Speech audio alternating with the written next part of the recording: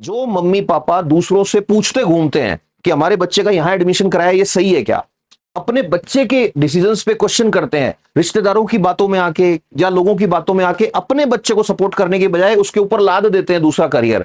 वो याद रखो, वो पीपल प्लेजर होते हैं, वो बच्चे बहुत सफर करते हैं। वो ऐसे बच्चे जो होते हैं जिनको बचपन में प्यार नहीं मिलता, कुछ अच्छा करते हैं, उनको कोई शाबाशी नहीं देता, वो बच्चे जो हैं वो आगे जाके खुद को वर्थलेस फील करते हैं। वर्थलेस मतलब उनको ऐसे लगता है कि तुम्हारा तो निर्माण ही दूसरों को खुश रखने के लिए हुआ है।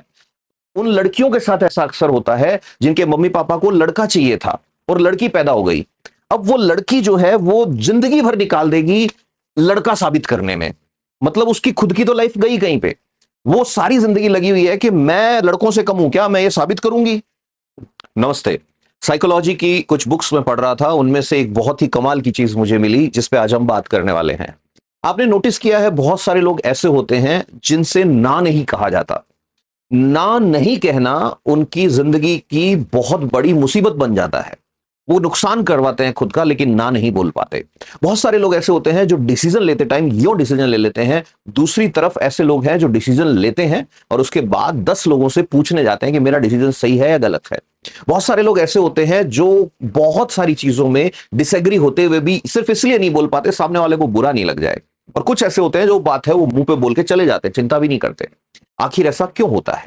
साइकोलॉजी और मेडिकल साइकोलॉजी और साइकेट्री के कुछ रिसोर्सेज जो हैं उनको जब खंगाला गया तो पता लगा इस तरह की चीज का रीजन है एक टाइप की पर्सनैलिटी, जिसे कहते हैं people pleasure personality. People pleasure personality ये वो लोग होते हैं जो दूसरों को खुश करने के लिए किसी भी हद तक जा सकते हैं। तो हम शुरू में देखते हैं कि कौन कौन से सिम्टम हैं जिनसे ये पता लगता है कि पीपल प्लेजर पर्सनैलिटी का इशू है या नहीं है। तो इसके अंदर टोटल 7 कैरेक्टरिस्टिक्स जो हैं स्टैंडर्ड बुक्स के अंदर, स्टैंडर्ड रिसर्च पेपर्स के अंदर दिए हुए हैं। 7 में से ऐसा माना जाता है 4 या 4 से ज्यादा अगर आ रहे हैं तो इसका मतलब वो पीपल प्लेजर टेंडेंसी है। और जैसे जैसे बढ़ता जाता है 4 से ऊपर स्कोर, वैसे वैसे आदमी जो है वो पीपल प्लेजर स्ट्रांगली होता जाता है। तो चलिए देखते हैं। सबसे पहला है डिफिकल्टी इन सेइंग नो। मतलब आप दूसरे की बात पर राजी हो जाएंगे तब भी जब आप बहुत बिजी हैं, मतलब आप अपना काम छोड़ के और अपना नुकसान उठा के भी आप क्या कर रहे हो, दूसरे के काम के लिए हां बोल रहे हो। ऐसा अगर हो रहा है तो इसके पीछे रीजन क्या है? आप ये नहीं चाहते कि दूसरा डिसअपॉइंट हो जाए, या आपके मन में ये डर बैठा हुआ है कि मैंने अगर ना बोल दिया, ये बेचारा यार कितनी उम्मीदों से आया था, इसको कैसे ना बोलूं। जैसे भिखारी आ रहा है कोई, वो भीख मांगने आ रहा है, उसको ना नहीं बोल पा रहे हैं, ठीक है, जबकि पता है कि यार ये जो है इस पैसे को ले जाके हो सकता है मिसयूज करे, या आपको ये भी पता है कि ये मिसयूज करेगा।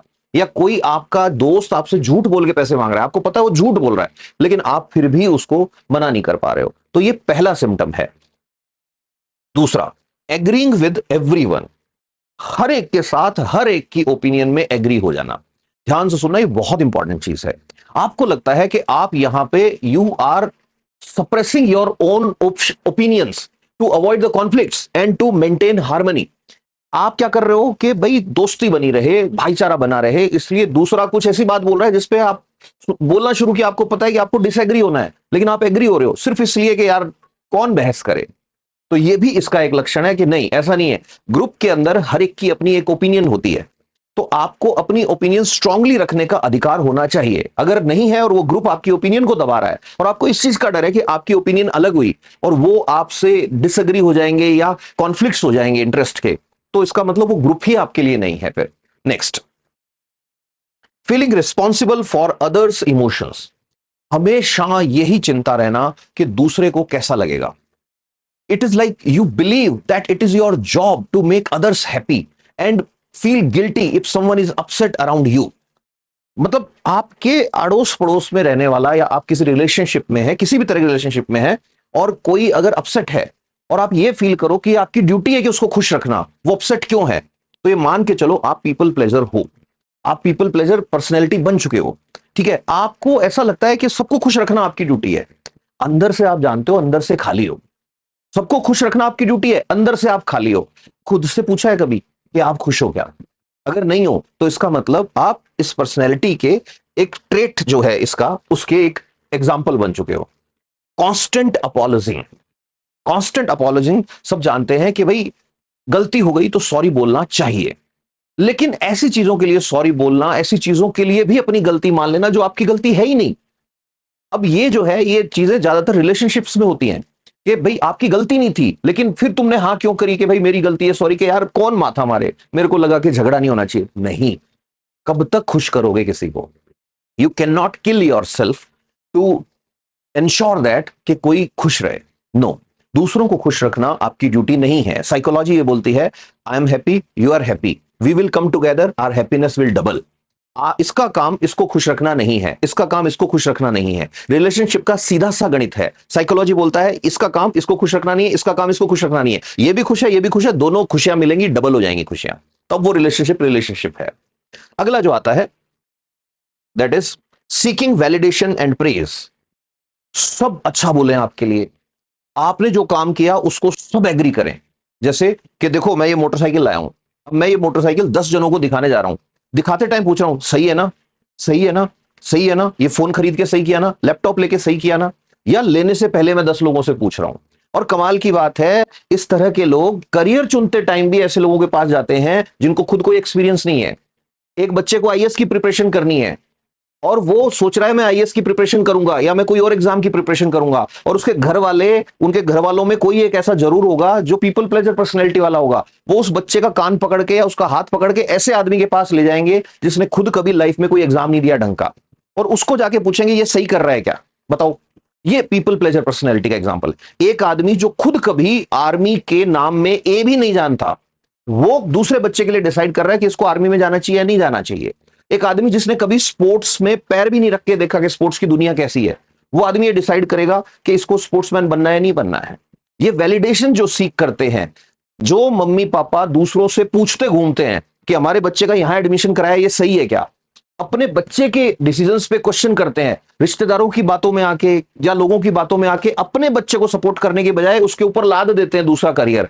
वो याद रखो, वो पीपल प्लेजर होते हैं, वो बच्चे बहुत सफर करते हैं। वो बच्चा 10-10 साल तैयारी करता रहता है, 3-3 साल, 5-5 साल, और लास्ट में ये बता भी नहीं पाता कि मैं ये करियर चाहता ही नहीं था। फिर अगला, avoiding conflicts at all costs. कि कोई बात नहीं यार, मैंने सुन लिया ना, झगड़ा तो नहीं हुआ, नहीं, ये नहीं करना है। If you would like rather accept a situation you dislike, like there is a wrong food in front of you which you don't like, then you should say कि I don't like it।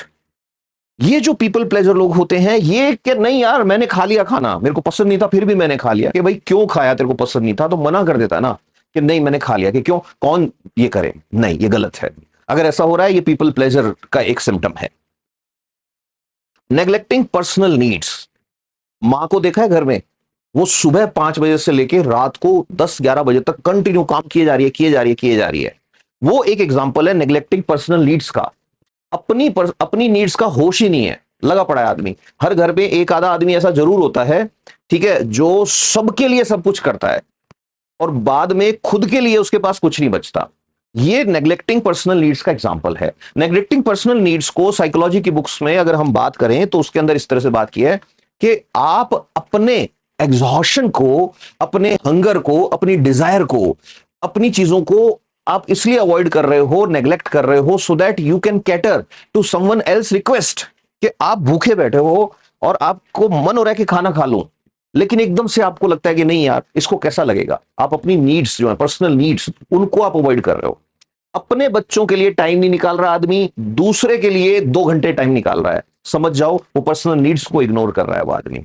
ऐसे लोगों के बच्चे भी सफर करते हैं, अभी हम इस पे भी बात करेंगे। तो ये 7 वो पॉइंट्स थे जो ये बताते हैं कि पीपल प्लेजर पर्सनैलिटी कैसे बिहेव करती है। अब हम बात कर रहे हैं कि पीपल प्लीजिंग बिहेवियर क्यों होता है लोगों में, इसके कॉज फाइंड आउट किए साइकोलॉजिस्ट ने, खूब स्टडी करते हैं इसके लिए। 90s के अंदर जाके इस पे ज्यादा रिसर्च स्टार्ट हुआ, उससे पहले इतना रिसर्च नहीं था। 90s के बाद खूब इस पे रिसर्च हुआ, खूब रिसर्च हुआ, खूब। तो उसके अंदर बात आती है कि सबसे ज्यादा कोई आदमी अगर ऐसा बनता है तो इसमें बचपन का रोल होता है। छोटा बच्चा है और छोटे बच्चे को बुला के आपने 10 लोगों के सामने डांट दिया, कोई बात नहीं, अगर उसकी गलती है आप उसको डांटो, 1 बार नहीं 3 बार डांटो, 2 बार डांटो, आपका जितनी बार मन करे डांटो। लेकिन अगर बच्चे की गलती नहीं है और आप बस क्या कर रहे हो, उसको बुला के दूसरों से कंपेयर कर रहे हो, तो ऐसी कंडीशन में बच्चे का जो बचपन है वो कॉम्प्रोमाइज हो जाता है। तो आज जो मॉडर्न साइकोलॉजिस्ट हैं, जितने रिसर्च पेपर आपको इसके बारे में मिलेंगे या ढूंढोगे मिलेंगे, खूब पीपल प्लीजिंग पे खूब काम हो रहा है, ठीक है, तो सारे एक चीज इंडिकेट करते हैं कि पीपल प्लीजिंग या पीपल प्लेजर पर्सनैलिटी जो है उसका मेन रीजन होता है चाइल्डहुड। होता क्या है कि हमारी सोसाइटी में एक बहुत ही गंदी आदत है। छोटा बच्चा है, किसी के घर जा रहे हैं, तो छोटे बच्चे को पहले से ही चाबी भर देते हैं, तेरे को वहां कुछ नहीं करना है, खाना नहीं है, चुप रहना है, नमस्ते करनी है, ये करनी है, ऐसे करनी है। एक लेवल से आगे जब ये मैनर्स बढ़ जाते हैं तो बच्चे की सेल्फ एस्टीम आप मार रहे हो। सेल्फ एस्टीम क्या होती है, बहुत सारे लोगों को यही नहीं पता। सेल्फ एस्टीम होती है कि भाई मैं भी तो एक, देखो सीधी सी बात याद रखना, बच्चे को जब तक ये नहीं सिखाओगे कि आप भी एक इंडिविजुअल हो, आपकी इच्छाएं भी हैं, तब तक वो बच्चा पीपल प्लेजर में इन्वॉल्व रहेगा। तो ध्यान सुनना, सबसे पहला रीजन जो बताया जाता है साइकोलॉजी की दुनिया में, वो बताया जाता है low self esteem. Low self esteem का मतलब होता है आदमी को यह फील होना, मतलब ऐसे समझो कि एक ऐसे बच्चे का बचपन जिसको प्यार नहीं मिला, एक ऐसे बच्चे का बचपन जिसको किसी ने शाबाशी नहीं दी कि वाह बेटा तू अच्छा कर रहा है। ऐसे बच्चे जो होते हैं जिनको बचपन में प्यार नहीं मिलता, कुछ अच्छा करते हैं उनको कोई शाबाशी नहीं देता, वो बच्चे जो हैं वो आगे जाके खुद को वर्थलेस फील करते हैं। वर्थलेस मतलब उनको ऐसे लगता है कि तुम्हारा तो निर्माण ही दूसरों को खुश रखने के लिए हुआ है, तुम तो बने ही दूसरों को दुनिया में आए ही इसलिए हो तुम, मतलब your worth to come here is to serve others. A childhood where love appreciation they were conditional. Conditional मतलब तुमने अगर बड़े भैया का ये काम कर दिया, तुम्हारे चाचा आए, तुमने अगर उनका सूटकेस उठा के और उनके साथ साथ चल लिए तो आप अच्छे बच्चे हो, अदरवाइज आप अच्छे बच्चे नहीं हो। आपने मना कर दिया, आप अच्छे बच्चे नहीं हो। ऐसा अगर किसी बच्चे के साथ बचपन में हुआ है, उस बच्चे की सेल्फ एस्टीम मर जाती है। इसलिए प्लीज अपने बच्चों के साथ ऐसा ना करें। ये उनको पीपल प्लेजर बना, पीपल प्लेजर मतलब वो उनका काम ही हो जाएगा लोगों को खुश रखना।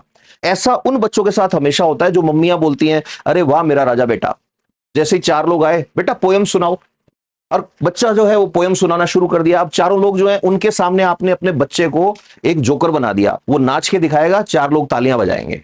उस बच्चे को एक आपने उसके दिमाग में प्रोग्रामिंग कर दी। हमारे ब्रेन में क्या दो पार्ट हैं, एक हमारे ब्रेन का वो पार्ट है जो धीरे धीरे डेवलप हुआ है हजारों सालों में, जो ये वाला पार्ट है, जो फ्रंटल पार्ट है, जिसके अंदर मैं ये बोलता हूं कि आपका सेरिब्रम है, जिसके अंदर आपका लॉजिक आता है, मेमोरी आती है, नॉलेज आता है। एक अंदर लिम्बिक सिस्टम है, लिम्बिक सिस्टम के साथ डोपामिन सिस्टम है, एक एमिगडाला है जो आपके इमोशंस को देखता है। आपका जो इमोशन वाला सेंटर है ना, वो एंशियंट है, बहुत पुराने टाइम से वो चला आ रहा है। तो वो जो सिस्टम है, उस सिस्टम के पास में ये डोपामिन सेंटर। तो उस बच्चे को आपने ये सिखा दिया दूसरों को खुश करोगे तो डोपामिन आएगा, क्योंकि लोगों ने आपको अच्छा कहा। अब वो बच्चा जिंदगी भर एक्टिंग करेगा अच्छा बनने की। वो जो है ही नहीं, आपने उसकी पर्सनैलिटी वो बना के रख दी। अब वो बच्चा बच्चा नहीं रहा, आपने उसको स्लेव बना दिया, mental slave. Next, past trauma. सबसे बड़ा दूसरा रीजन, पहला रीजन पेरेंटिंग में दिक्कत थी, दूसरा सबसे बड़ा रीजन ट्रॉमा। अब ध्यान से सुनना, किसी बच्चे के मां बाप अगर ऐसे हैं, बच्चे को पता ही नहीं कि वो अगले सेकंड क्या करेंगे। हो सकता है घर में सब बढ़िया चल रहा हो, मां बाप में झगड़ा चल रहा हो सकता है unpredictable temper. See it is like that, growing up with the parents who had a kind of unpredictable temper, they can teach a child to be like overly agree to avoid the triggering anger to anyone. ऐसा बाप जो बच्चे पे कभी भी भड़क रहा है, ऐसी मां जो बच्चे को कभी भी पीट दे रही है, ऐसे मां बाप जो बाहर की फ्रस्ट्रेशन आगे बच्चे पे निकाल रहे हैं, तो ऐसे मां बाप से बच्चा डरने लग जाता है अंदर ही अंदर, और वो कहे भी किसको। तो वो बच्चा क्या सीखता है, एक नई चीज सीख लेता है कि ये जो है ना, ये जैसे ही मेरे पे भड़केंगे तो मेरे को क्या करना है, ऐसा एक्ट करना है कि इनको लगे कि मैं तो इनके अकॉर्डिंग ही चल रहा हूं। इसको साइकोलॉजी की दुनिया में बोलते हैं फॉन रिस्पॉन्स। ये जो फॉनिंग होता है ना, ये बहुत जबरदस्त चीज है। हमारे सामने जब भी अपोजिट सिचुएशन आएगी, जब भी हमें कोई चीज डराएगी, जैसे कोई बच्चे को डराया मां बाप ने कोई बात से, तो चार तरह से रिएक्ट कर सकती है हमारी बॉडी। नंबर वन, जब डर लगेगा, याद है फाइट, तो सामने एकदम खड़ा हो, ऐसे कैसे कह दिया मेरे को, this is fight response. Number two, flight, डर के भाग गया वहां से। नंबर थ्री, फ्रीज, कुछ लोग होते हैं उनको जोर से डांट दो ऐसे हो जाते हैं एकदम, उनको सूझता ही नहीं है कुछ भी, चिल्लाओ जोर से, जवाब दो, ये वो उनके आ ही नहीं रहा, बात ही नहीं आ रही। फिर उसके बाद चौथे नंबर पे आता है फॉनिंग। फॉनिंग बहुत ही खतरनाक रिस्पॉन्स है। फॉनिंग में क्या होता है, वो अपना बिहेवियर चेंज कर लेता है। फॉनिंग को ऐसे समझो कि एक कसाई के यहां एक बकरा है, और वो बकरा उस कसाई के साथ अपनी गर्दन ऐसे ऐसे रगड़ रहा है, ऐसे ऐसे उसको प्यार कर रहा है कसाई को। बकरे को ये पता है कि ये तुझे काटेगा। इमेजिन करो एक छोटा बच्चा जिसको ये पता है कि ये जो मेरे मम्मी पापा हैं इनका आपस में झगड़ा होता है, और इसके बाद या फिर ऑफिस से पापा परेशान होके, मतलब इमेजिन करो एक फादर है, वो अंदर आया, मैंने जो अभी रिसर्च पेपर पढ़ा था उसके अकॉर्डिंग, एक फादर ऑफिस से आया, आके थका हुआ है, वो फ्रस्ट्रेटेड है। अब बच्चे ने थोड़ी फ्रस्ट्रेट किया है, ऑफिस वालों ने किया, भाई तेरे को पैसे चाहिए थे तू इसलिए ऑफिस गया ना। अब घर पे जैसे आया, बच्चा छोटा बच्चा यार, 2 साल 2.5 साल 5 साल का, 7 साल का, 10 साल का, अब वो बच्चा तो घर आते ही पापा पापा पापा आके लिपट गया, दूर दूर यार थका हुआ हूं मैं। अरे आप थके हुए हो, इसमें इसकी क्या गलती है। अब क्या होगा, अगले दिन आपने बच्चे, अब बच्चे के इमोशंस थे ना, उसकी पर्सनैलिटी थी, एक्सप्रेस करना चाहता था, वो आया था एक्सप्रेस करने, पूरे दिन की बातें आपको बताने आया था। आपने अपने पे कंट्रोल ही नहीं है आपका, आप बड़े जबरदस्त सुपर डैडी हो, आप बड़ी जबरदस्त सुपर मम्मा हो, आप आपका किसी से झगड़ा हुआ बच्चे पे निकाल दिया। अब बच्चे ने ये सीखा कि इसका मतलब जब घर आते हैं ना ये, तो ये कभी भी भड़क सकते हैं। अब अगले दिन सेम फादर घर आ रहा है, अब वो घर जब आ रहा है तो वो बड़ा खुश है। रीजन, खुशी का रीजन उसका ये नहीं है कि मेरा बच्चा वेट कर रहा है, उसका रीजन इस बार ये है कि ऑफिस में उसका प्रमोशन हो गया, या ऑफिस में बॉस ने उसकी पीठ थपथपा दी। अब आज आके वो बच्चे को गले लगा रहा है, चल बेटा तेरे को आइसक्रीम खिला के लाता हूं, चल ये कर रहा हूं।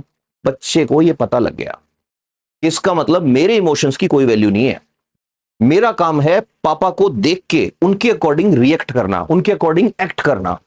ये उस बच्चे की लाइफ खराब कर देगा आगे चल के। तो प्लीज बी केयरफुल, बच्चों के केस में specially please be careful. Next is fear of rejection and abandonment. ये बहुत काम की चीज है, फियर ऑफ रिजेक्शन।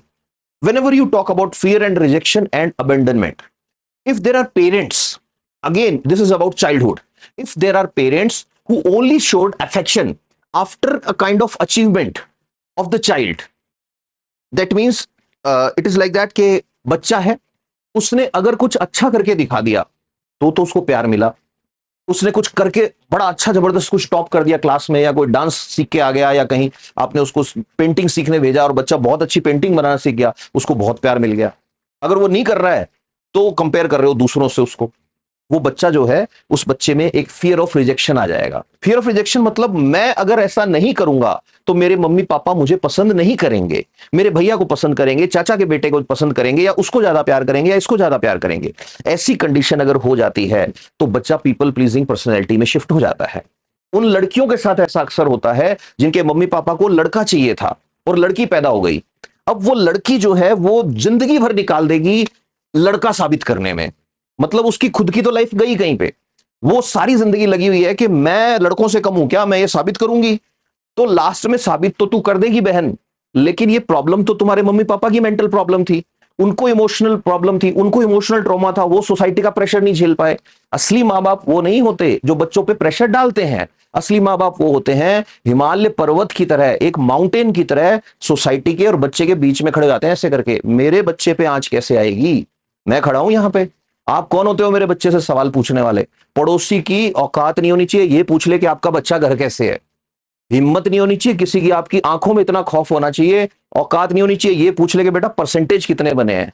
आपके बच्चे से पहले आपका खौफ होना चाहिए उसके दिमाग में। आप क्या करते हो, पूछो इसी से, फेल होके आया है जनाब, पूछो इसी से, 50% ही नंबर आए हैं, पूछो इसी से, यही हुआ है। दिस इज रॉन्ग, आप एक क्राइम कर रहे हैं, एक पूरी जनरेशन खराब कर देंगे आप सोसाइटी का प्रेशर नहीं ले पा रहे, बच्चा आपके इमोशंस का प्रेशर कैसे लेगा, छोटा सा ब्रेन है, जिंदगी जीने के लिए आया है वो।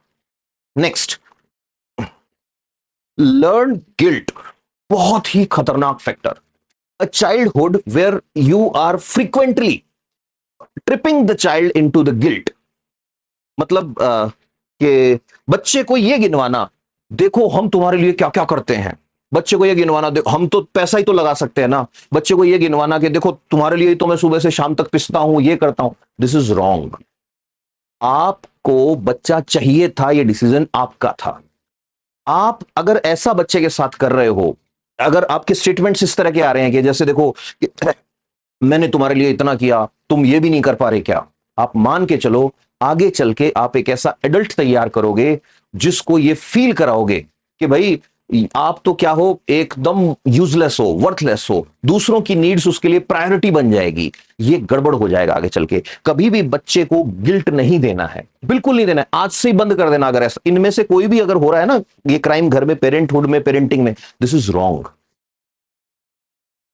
ये सबसे सीरियस बात है। गांव में, मिडिल क्लास शहरों में सबसे ज्यादा होता है। रोल मॉडल्स, रोल मॉडल्स क्या होते हैं? रोल मॉडल्स होते हैं कि आप क्या कर रहे हो कि आपने संघर्ष किया, आपकी जिंदगी में संघर्ष था, इसलिए था कि आप पहली जनरेशन थे जो शहर आए, आप पहली जनरेशन थे जिन्होंने स्ट्रगल किया, गरीबी से बाहर निकले। ठीक है, आप निकले। अब क्या कर रहे हो कि आप अपना संघर्ष अगर कंटिन्यू बच्चे को दिखाए जा रहे हो, दिखाए जा रहे हो, दिखाए जा रहे हो, देखो मैंने ये किया, हम बाहर, कई लोगों की आदत होती है कि हम है ना, आपको अंदाजा नहीं है, हम है ना एक बल्ब के नीचे पड़ते थे, हम ये करते थे, हम वो करते थे। Watching a parent constantly sacrificing their own needs, their own desires for sake of family, that can teach a child that this is the right way to do the things. अगर आप अपने बच्चों को कंटिन्यूअसली ये कहानियां सुनाते आए हैं, रोल मॉडल ऐसा होना चाहिए जो ये कर दे, वो कर दे, ऐसा कर दे, तो ये मान के चलो वो बच्चा ये सीखेगा कि जिंदगी जीने का मतलब होता है अपनी कोई वैल्यू नहीं होती, अपना कोई जो है वजूद नहीं होता, और जो करना है वो दूसरों के लिए ही करना है। फिर ऐसा बच्चा जो है वो इसी बिहेवियर को सही मानता है और वो ऐसा ही बिहेव करता है। ऐसे बच्चे जो हैं वो पीपल प्लीजिंग पर्सनैलिटी में जाते हैं, ना कहने में दिक्कत आती है, कॉन्फिडेंस नहीं होता, ऑफिस में शोषण होता है ऐसे लोगों का, ऑफिस में एक्सप्लॉइट किए जाते हैं, इनको बॉस काम कह देगा ये ना नहीं बोल पाएंगे, शाम के 5 बज गए, टाइम हो गया घर जाने का, इनके मुंह से ये नहीं निकलेगा कि बॉस टाइम हो चुका है घर जाऊं क्या, नहीं। अब इस बच्चे को पता ही नहीं है कि तेरा बॉस तेरा एक्सप्लॉइटेशन इसलिए कर रहा है कि तेरे बचपन में समस्या थी, समस्या ये थी कि मम्मी पापा बातें कर रहे थे, उसमें दिक्कत थी। नेक्स्ट, बच्चा एक ऐसे घर में पल रहा है, लोग जो है कभी भी भड़क जाते हैं। जैसे बच्चे को ये धमका के जोर से कहना कि पड़ोसी क्या सोचेंगे, बच्चे को बात बात पे ये कहना लोग क्या सोचेंगे, रिश्तेदार क्या सोचेंगे, तो ये चीजें जो है ये बच्चे के दिमाग में ये बिठा देती हैं कि इसका मतलब मुझे पहले ये सोचना है लोग क्या सोचेंगे। मतलब बच्चे ने कोई कपड़ा पहना उसके लिए जोर से फिसल के गिर गया, उसके लिए, बच्चा जो है खाते टाइम खाना गिर रहा है उसके लिए सिखा रहे हो कि लोग क्या सोचेंगे। बच्चा जिंदगी भर यही केयर करेगा लोग क्या सोचेंगे। Next, misunderstanding of kindness. Kindness क्या होता है? काइंडनेस यानी दया की भावना, हम सब में होनी चाहिए, सब जानते हैं कि दया की भावना होनी चाहिए, हम सबको दूसरों की हेल्प करनी चाहिए। इस तरफ खड़ा हो जाता हूं मैं, सॉरी, हाँ, तो सबको दूसरों की हेल्प करनी चाहिए। तो हम सबको सिखाते हैं कि हम बोलते हैं ना कि अच्छे बच्चे ऐसा कभी नहीं करते, है ना। तो इन्हीं सबके बीच में कुछ मम्मियां और कुछ पापा बच्चे को यह सिखा देते हैं, good kids never say no, अच्छे बच्चे कभी ना नहीं बोलते। मतलब क्या है ये? मतलब बच्चे को आप पर्सनल बाउंड्रीज सिखाओ पहले, अभी मैं उस पर भी बात करूंगा, उसके बाद ये सिखाओ कि इन चीजों के लिए ना नहीं बोलते। फॉर एग्जाम्पल, बच्चा है, सो रहा है, उठा, वो अभी अभी अभी उठा है बच्चा, सुबह का टाइम है, अभी उठा है, उठते ही उसको एकदम से अरे चल चल चल ये कर ले, ये कर ले, वो रोने लग जाएगा हो सकता है। वो रो रहा है तो उससे बिना मतलब के रो रहा है। एक बात बताओ, बिना मतलब के कोई रोता है क्या? बोलते हैं बिना मतलब के नहीं, आप समझ नहीं पा रहे हो उसकी फीलिंग्स को। इस तरह से अगर उसके साथ किया जाएगा तो वो बच्चा अपनी फीलिंग एक्सप्रेस करना बंद कर देगा। मैंने अभी आजकल ये बड़े अच्छे, आपको भी एपिसोड अच्छे लगे साइकोलॉजी के, मेरे को भी बड़ा अच्छा लग रहा है पढ़ने में, तो बहुत सारी बुक्स पढ़ रहा हूं मैं। तो एक बड़ी अच्छी चीज मैंने पढ़ी कि बच्चे को सुबह उठते ही अगर वो रो रहा है उसको डांटना ही नहीं है, उसको सिर्फ हग करना है, उसको ये सिखाना है कि emotions they are like clouds, कि just hug me they will come and go. एक दूसरा बच्चा जब स्कूल जा रहा है उस टाइम नहीं डांटना है, वो रो रहा है कोई बात नहीं, उसको थोड़ा टाइम दो, चुप हो जाएगा, डांटना नहीं है उसको। स्कूल से आया है तब नहीं डांटना है उसको, शाम को खेलने जा रहा है तब नहीं डांटना, रात को सोते टाइम नहीं डांटना। बड़ा अच्छा लगा मेरे को, मैंने कहा यार ये तो अच्छा है, बच्चों के डांट ही नहीं पड़ेगी, है ना। फिर उसके बाद में ये सारी बातें हो गई कि साहब ठीक है, बच्चे को काइंडनेस सिखाना एक अलग चीज है, ठीक है, बच्चे को गुलाम बना देना, गुलामी सिखा देना एक अलग चीज है। जैसे बच्चे से उसकी चाची ने, उसकी आंटी ने कोई सामान के लिए कहा कि बेटा ये चीज ला दे, बच्चे का मूड नहीं है, उसने ना बोल दिया। अब अगर वो काम सच में करने का था तो उसको सिखाओ बच्चे को बेटा ना नहीं बोलते होते, लेकिन अगर ऐसा काम है जिसमें बच्चे की ना भी हो सकती है तो उसको सिखाओ कि हाँ बेटा ना बोलना है। अब हम देखते हैं कि पीपल प्लीजिंग जो होता है उसको अवॉइड कैसे किया जा सकता है। तो बड़े लोग भी ऐसे होंगे जिनमें पीपल प्लीजिंग होगा। अच्छा, किसी को अगर ये चीजें लगे कि हाँ मेरी लाइफ से रिलेटेड है, मेरी चाइल्डहुड से रिलेटेड है, तो नीचे लिख दिया करो कि यस, वाई का मतलब यस, आई एग्री, वाई कहीं भी लिखते हो ना सिर्फ वाई, तो मैं समझ जाऊंगा आई एग्री, आप कह रहे हो। अगर आपने लिख दिया एन मतलब no I am not agree, तो उस टाइम फिर अपन डिस्कस कर सकते हैं उस बात पे। आप पूरा, और किसी को अगर बताना हो कि ठीक है ये एफर्ट्स अच्छे लग रहे हैं, अब जैसे इसमें सबसे बड़ी चीज क्या है, मेरे को एनर्जी मिलती है आपके कमेंट्स से, तो नीचे बताया करो कि हाँ हमने कुछ नया सीखा, ये वाला पॉइंट बहुत काम का था, ये हमें नहीं पता था, या आप मेरी बातों को, इन चीजों को, ये जो रिसर्च पेपर कह रहे हैं या जो किताबें कह रही हैं, इन चीजों में कहीं दिखता है सोसाइटी में कि हाँ यार उसके साथ ऐसा हो रहा है, हाँ वो ना नहीं बोल पाता है, हाँ उसके साथ ऐसा होता है, तो बताया करो कमेंट्स करके। तो सबसे पहली चीज जो बच्चों को सिखानी है, बचपन से सिखानी है, और बड़े जो हैं उनको धीरे धीरे सीखनी है, लर्न टू से नो। शुरू शुरू में छोटी छोटी रिक्वेस्ट जो है, बड़े लोग जो हैं छोटी छोटी रिक्वेस्ट के साथ शुरू किया जाए। अब ये मैं नहीं बता रहा, ये साइकोलॉजिस्ट बोलते हैं जो बहुत एडवांस लेवल पर रिसर्च इन्होंने की है। You can use phrases like let me think about it and get back to you. मतलब आपको अगर ना बोलना नहीं आता है तो आप एक काम करना शुरू करो, उससे टाइम लेना शुरू कर दो, तुरंत हाँ तो बंद कर दो ना। मैं ये नहीं कह रहा कि ना बोलना शुरू कर दो, मैं ये नहीं कह रहा कि हाँ बोलना बंद कर दो, टाइम लेना तो शुरू कर दो ना, कि थोड़ा सोचने का टाइम दे यार, थोड़ा सोचने का टाइम दे। अपने यहाँ तो वैसे भी कहते हैं ना, व्हाट्सएप पे देखा होगा आपने, स्टेटस वगैरह लगाते हैं लोग, never promise for anything when you are too happy, never decide anything when you are too angry, never say anything when you are too angry. तो मैं सिर्फ इतना कह रहा हूं कि अगर आप में पीपल प्लीजिंग की प्रॉब्लम है तो आप ना कहना सीखो, और ना कहने का स्टेप वाइज प्रोसेस जो है वो क्या है, सबसे पहले back time period. Time period back का मतलब है कि उससे थोड़ा समय मांगो कि यार मेरे को थोड़ा टाइम दो, सोचूंगा मैं फिर बताऊंगा कि ठीक है साहब, सोच के थोड़ा बताऊंगा कि ठीक है, इतनी देर में फिर ऑब्जर्व करो, फिर धीरे से उसको ना बोलो कि नहीं यार ये नहीं हो पाएगा, मेरे से नहीं हो पाएगा, मेरे को सही नहीं लग रहा है, बस बात खत्म। धीरे धीरे धीरे धीरे ये चीजों की आदत हो जाएगी। तो शुरू में छोटी चीजों से शुरू करना होता है। फिर उसके बाद दूसरे नंबर पे चलते हैं, प्रायोरिटाइज योर नीड्स। बहुत ही इंपॉर्टेंट चीज है। प्रायोरिटाइज योर नीड्स का क्या मतलब है कि अपनी जो जरूरतें हैं, it is like that before agreeing to something ask yourself, do I have time, do I have energy for this, what do I need to say right now, what do I need to think right now. तो अपनी जरूरतें जो हैं उनको prioritise करना कोई selfish होना नहीं है। हमें बचपन से सिखाया जाता है कि खुद का सोच रहा है तो स्वार्थी है, और स्वार्थी होना बुरा है। नहीं, तब तक स्वार्थी होना बुरा नहीं है जब तक आप किसी और का नुकसान नहीं कर रहे हो। तो सीधी सी बात है, बिफोर एग्रीइंग टू समवन कि मैं किसी के साथ हाँ डन, नहीं, पहले खुद का देखो कि हाँ ठीक है, क्या मेरे पास टाइम है, क्या इतना लेने आए चल दिए कि ठीक है मेरे पास टाइम तो है क्या, फिर देखेंगे उसके बाद। ऐसे नहीं, एकदम से नहीं होता ऐसे। आई हैव टू थिंक, 10 चीजें सोचनी पड़ेंगी, भाई मेरी भी लाइफ है। अगला, स्टार्ट विद स्मॉल डिसीजंस। छोटे छोटे डिसीजन लेना शुरू करो। मैंने अभी अभी बताया कि छोटे छोटे स्टेप से शुरू करो। तो इससे क्या होता है, सेल्फ कॉन्फिडेंस आता है आदमी में, जब छोटी चॉइसेस खुद लेता है, पहले छोटे डिसीजन। ये किन के लिए है, मैंने बताया था, हर एक डिसीजन में आप दूसरों से एडवाइस लेते फिरते हो, तो पहले छोटे छोटे डिसीजन लो, तो फिर आपको पता लगेगा कि यार मैं भी डिसीजन ले सकता हूं। बहुत सारे लोग होते हैं 10 लोगों को ज्ञान देने की क्षमता रखते हैं, खुद डिसीजन लेने की कैपेसिटी नहीं होती। ऐसा अगर हो रहा है तो उन लोगों को छोटे छोटे डिसीजन से शुरू करना चाहिए कि यार इसका रिस्क मैं मैनेज कर सकता हूं, इसका रिजल्ट जो भी आएगा उसको मैं हैंडल कर लूंगा, चलो ये डिसीजन मैं लेता हूं। और आपको बहुत अच्छा लगेगा जिस दिन आप ये पाओगे कि आपने लोगों से पूछे बिना काम करना शुरू कर दिया, इससे भी लोगों को तकलीफ हो रही है। Next, set clear boundaries. ये बहुत इंपॉर्टेंट चीज है आपकी लाइफ में। You should decide what you are and what are the things you are not willing to do. Communicate these things, these limits to the person calmly and firmly.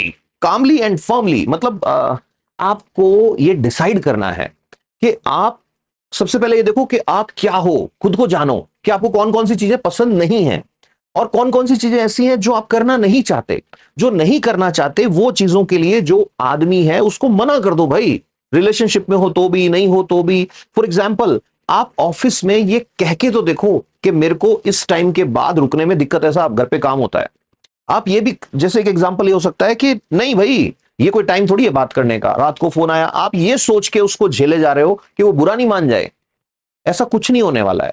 हाँ, अगर कोई बहुत अलग चीज है, फॉर एग्जांपल मान लो मैं एक हॉस्पिटल रन कर रहा हूं और मैं रात को 2 बजे किसी का फोन आ रहा है, बेचारे का पेट दर्द हो रहा है, वो दवाई पूछ रहा है, कहीं ऐसी जगह फंसा हुआ है, मेडिकल स्टोर पे खड़ा है कि साहब दवाई बता दो मेरा काम हो जाएगा, वो बात अलग है। अदरवाइज जब तक किसी की लाइफ का सवाल नहीं है तब तक you should learn to say no. You should set clear boundaries के इससे आगे नहीं भाई, ये मेरा डिसीजन है, मैं लूंगा डिसीजन, लोगों को कोई मतलब नहीं होगा यहां से। नेक्स्ट,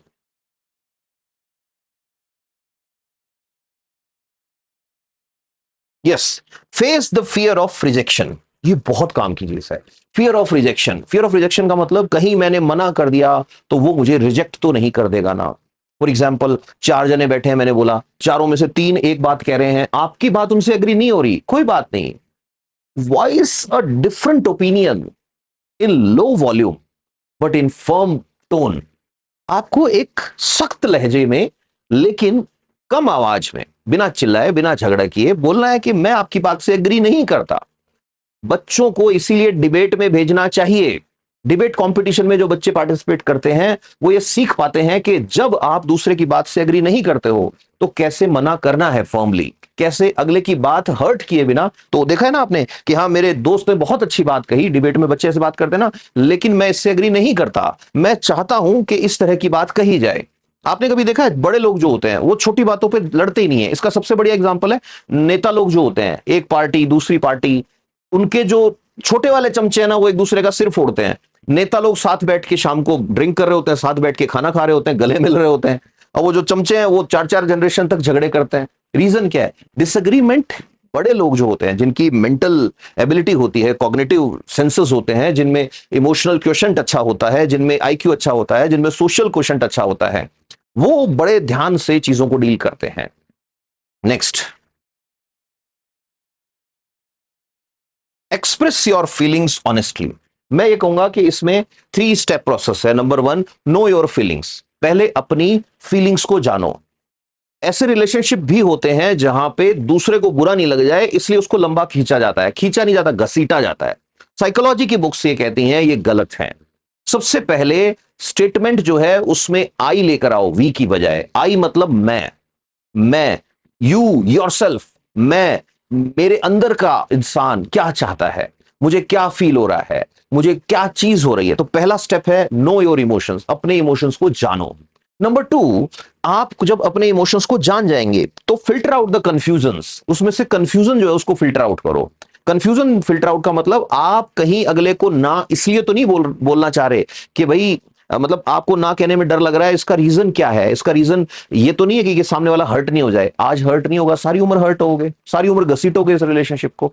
फिर उसके बाद अगला आता है सीक प्रोफेशनल हेल्प। ये सबसे इंपॉर्टेंट है। सीक प्रोफेशनल हेल्प का मतलब अगर पीपल प्लीजिंग या इस तरह का इशू बहुत हाई लेवल पे पहुंच गया है, आपको लग रहा है कि ये जो छोटे मोटे पॉइंट धर्मेंद्र सर बता के गए ये तो कुछ हेल्प ही नहीं कर पा रहे हैं, मेरे वाला केस तो बहुत सीरियस वाला केस है, उस केस में आपको प्रोफेशनल हेल्प लेनी है। प्रोफेशनल हेल्प का मतलब इसको ऐसे समझिए कि प्रोफेशनल हेल्प का मतलब जो लोग इस फील्ड के एक्सपर्ट होते हैं। फॉर एग्जाम्पल, आप साइकोलॉजिस्ट से मिल सकते हैं, क्लिनिकल साइकोलॉजिस्ट से मिल सकते हैं, आप अपना पर्सनैलिटी असेसमेंट करा सकते हैं, आप साइकेट्रिस्ट से मिल सकते हैं। जहां भी साइकेट्रिस्ट बैठता है उसके पास साइकोलॉजिस्ट भी होते हैं, काउंसलर्स भी होते हैं, उनसे आप मिल सकते हैं। आप किसी थर्ड पर्सन की हेल्प ले सकते हैं जो एक्सपीरियंस्ड हो, आप अच्छी बुक्स पढ़ सकते हैं।